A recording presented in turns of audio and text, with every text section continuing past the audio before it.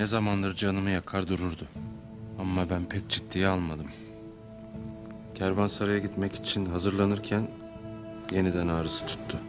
Bu çıban pek bir canımı yakar. Sen bu kolu zorladın mı beyim? Pek sayılmaz. Az evvel Alplerle talim ettik, hepsi o. Keşke talim etmeyeydin. Tez vakit yatıp dinlenmelisin. Hem bu çoban iyi huylu mudur, kötü huylu mudur bilmem. Lakin kötü huyluysa kendini ateşle gösterecektir. İmdi mümkünatı yok. Emir Saadettin köpek beni Kervansaray'da bekler.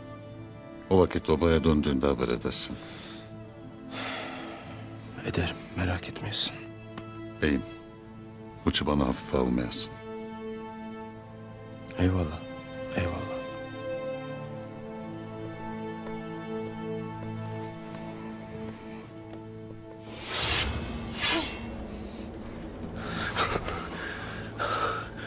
Rabbim tuzak kuranların en hayırlısıdır Tuğtekin Bey. Ananla babanın katilini kendi gözlerinle gördün. Lakin bu yetmez. Bu cinayetlerin ardında pusuda yatan Gümüştekin var. Sadece o da değil. Devletimizi, sultanımızı pençesine almaya çalışanları ortaya çıkarmak boynumuzun borcudur.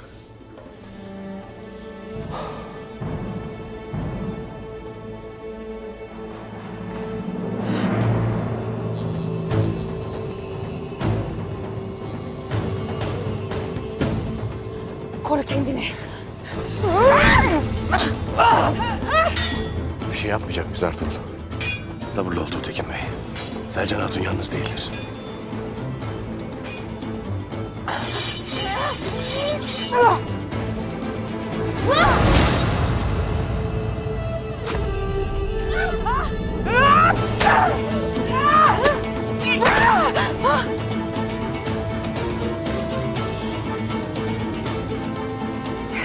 İkiniz de gebereceksiniz.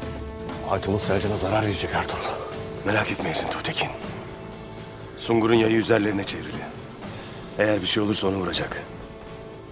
Hem ne Selcan Hatun ne de Banu Çiçek bu kadına boyun eğmeyecektir.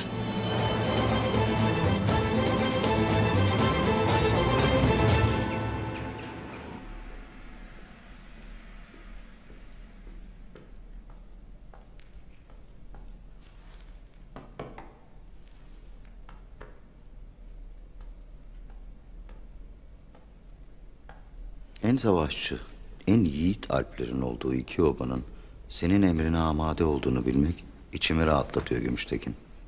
Bir elimde Tuğtekin'in, öteki elimde Gündoğdu'nun yuları oldukça başı bozuk Türkmen obalarını zaptu rapt altına almam daha kolay olacaktır.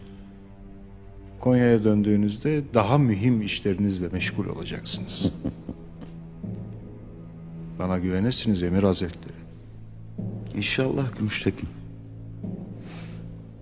İnşallah. Peki Hayme Ana Ertuğrul'un sözüne uyup ayağına basarsa? Böyle bir şey olmasına asla izin vermeyeceğim.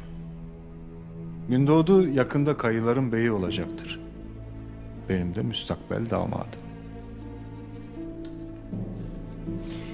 Gündoğdu anasını çiğneyip beyliğe talip olur mu dersin? Obasının istikbali için her şeyi yapacak kadar kararlı bir adamdır Gündoğdu. Bugüne kadar beylik yarışına girmemesi sırf kardeşleriyle karşı karşıya gelmemek içindir. Bu herkesin malumu. Lakin Ertuğrul ölecek olursa beyliğinin yolu açılacaktır. Göreceğiz. Göreceğiz.